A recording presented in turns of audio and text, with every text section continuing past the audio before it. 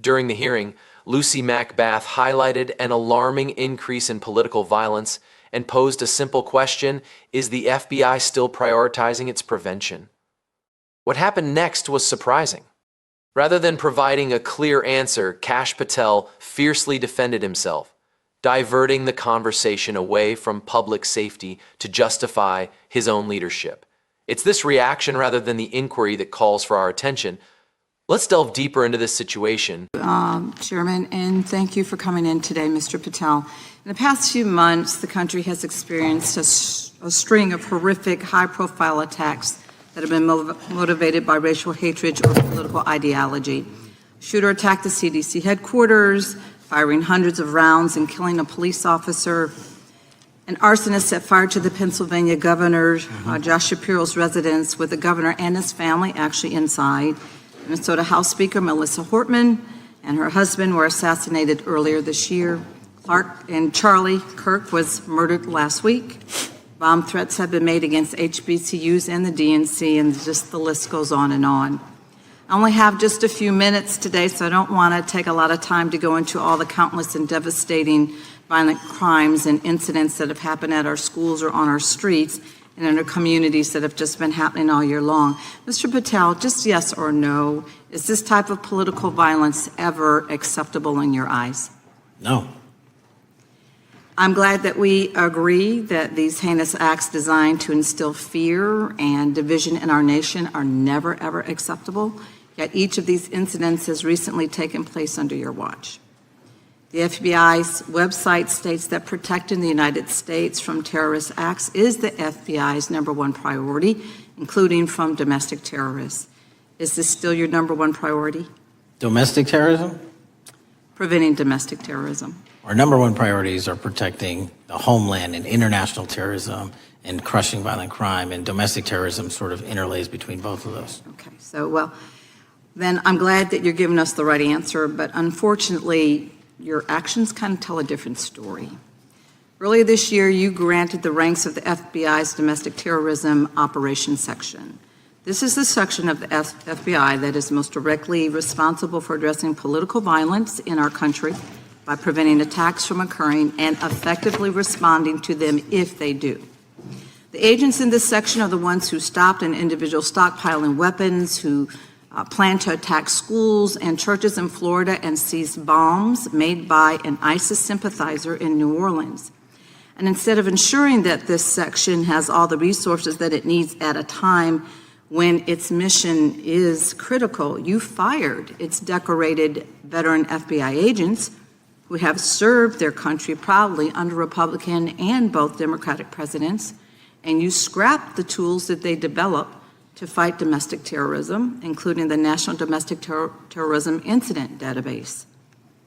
I mean, most of that is just not true. We have 1,700 current DT managed programs. We're up 300% in the amount of cases we brought against nihilistic, violent extremists, including 764, wishing to harm our children. The FBI and the men and women are getting after that problem set more than ever because I've unleashed them to do so. And any insinuation that these tragic occurrences across the country are somehow singularly my fault or disgusting because that watershed goes Mr. down to the Patel, men I'm and going to women at the reclaim my time. FBI, Mr. Patel, and they I'm are going to not reclaim my time. responsible Mr. for it. Chairman, I'm I'd happy like to to work with enter a you unanimous to get them what they need. Gentlelady, request. controls the time.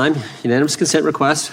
She will state a request. Thank you very much. Into the record, an article from Reuters titled FBI Scales Back Staffing, Tracking of Domestic Terrorism, Probes Sources Say. Thank you very much. Without objection. I appreciate that.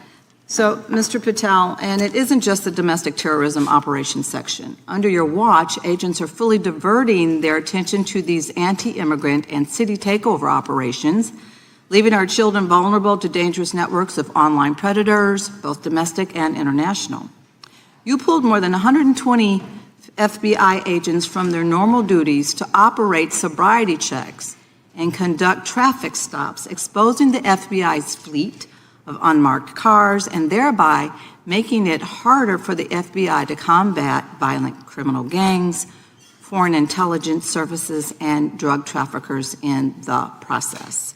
That's simply not true. If we were not able to do two things at one time, how would we be Patel, I seizing reclaim record my amounts of time. I reclaim my fentanyl? time. 23,000 Chairman, I'd like to violent enter felons have been into the arrested. Time belongs to the gentlelady. More than twice as many as Consent last Time request. belongs to the gentlelady from Georgia. Thank you very much. And this request basically is, it is an article from Reuters, which quotes law enforcement officers familiar with agents who once covered child exploitation cases, but now focus on immigration child exclusive. Thousands of agents diverted to Trump immigration track down. Mr. Patel, in the short time I have left, your tenure as director of FBI has been somewhat problematic. Americans are left definitely less safe under your watch. You have gutted the FBI's ability to keep safe from domestic terrorism. You have sent FBI agents to conduct traffic stops and round up hardworking immigrants who pose no danger to public safety.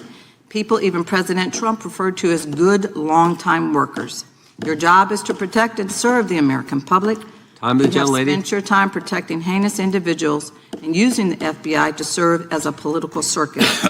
You at times have appeared unequipped. Time to This the country gentlelady has deserves better, and expired. I yield. Gentlelady yields May I back. respond? Sure can. Simply put, what is it? Are we failing? If we're failing, how are we arresting 23,000 violent felons? Twice as many as this time last year. Are we failing? Because if we're failing, how are we seizing 1,500 kilograms of meth, 25% increase from last year? Are we failing? Because we captured 4 top 10 FBI most wanted from around the world in 7 months. That's more than the entirety of the last administration. Are we failing? Because we put 1,500 child predators in prison. Are we failing? Because we dismantled 300 human trafficking networks. Which is it? You don't like me, that's fine. But don't you dare disparage the men and women of the FBI that are producing record results in historic fashion to protect this country. They are kicking ass for America, and they're going to continue to do so. And we appreciate your leadership. The gentlelady from Florida. The significance of this exchange lies not in its loudness, biting words, or the palpable tension present, but in the clash between two fundamentally opposing views on the meaning of public safety and who truly holds the duty to prevent violence.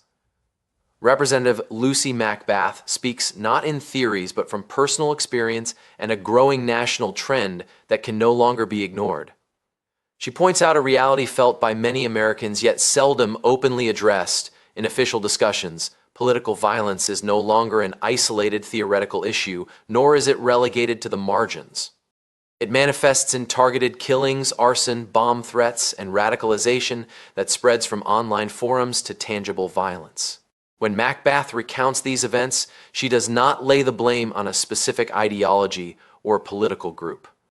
Instead, she's laying the groundwork by defining the threat landscape. For oversight to be effective, legislators and agencies must share a mutual understanding of the present threats. This is crucial, as McBath's focus is primarily on prevention rather than reaction. The FBI's most vital work often doesn't make the headlines. Domestic terrorism units, behavioral threat assessment teams, and intelligence analysts aim to identify patterns early on to derail paths before they lead to tragedies, court trials, or national disasters. When those teams are understaffed, when analytical resources are removed, or when experienced agents are reassigned elsewhere, the repercussions aren't immediately visible. The impact is felt later when things go wrong, and officials must explain how signs were overlooked. This is the perspective McBath works from. Meanwhile, Director Kash Patel responds from an entirely different standpoint. His arguments focus on output metrics, arrests, drug seizures, fugitive apprehensions. These figures are significant. Taking violent criminals off the streets is a key responsibility of law enforcement, a fact that no serious observer denies. However, McBath's discussion isn't about productivity but prioritization. Arrests signify reaction. Prevention involves foresight, caution, and resource allocation. A system can be highly active, highly busy, yet still misaligned with its most critical threats. And this distinction is pivotal to this exchange. As the dialogue continues, the tension rises. Patel views McBath's questions as a personal attack on leadership and institutional loyalty, while McBath sees his responses as avoiding accountability. When fundamental questions on prevention and priority are met with defensiveness, it indicates systemic stress, not just disagreement, but a strain formed when expectations, resources, and results misalign. A deeper issue also underlies this exchange: trust. McBath highlights that when federal law enforcement seems to shift focus toward politically sensitive enforcement, it undermines public confidence across communities. Trust isn't an abstract concept in public safety. It influences whether threats are reported, whether families act when loved ones show concerning behavior, and whether witnesses come forward before violence erupts rather than after. When trust deteriorates, no number of arrests can restore it. Patel's final defense of field agents resonates because they aren't the main issue. The contention is about leadership choices, where agents are positioned, which threats are prioritized, and how accountability is managed when Congress poses difficult but necessary inquiries. McBath maintains this distinction as the exchange grows heated, consistently redirecting the focus to mission, prevention, and long-term safety over short-term metrics. The lesson extends beyond this singular hearing. Democratic systems thrive on the friction between government branches. This friction isn't a flaw but a safeguard. Its absence invites abuse, while its personalization leads to loss of clarity. This exchange hovers uneasily between these outcomes, highlighting its importance. The discussion isn't about declaring a debate winner, but assessing whether public protection agencies are guided by prevention, transparency, and constitutional accountability, or by defensiveness, appearances, and political impulses. This inquiry persists beyond the hearing's closure. For further analysis of what these hearings reveal, the importance of oversight, and the translation of policy decisions into real-world safety, be sure to like, subscribe, and share this video with someone seeking insight over outrage.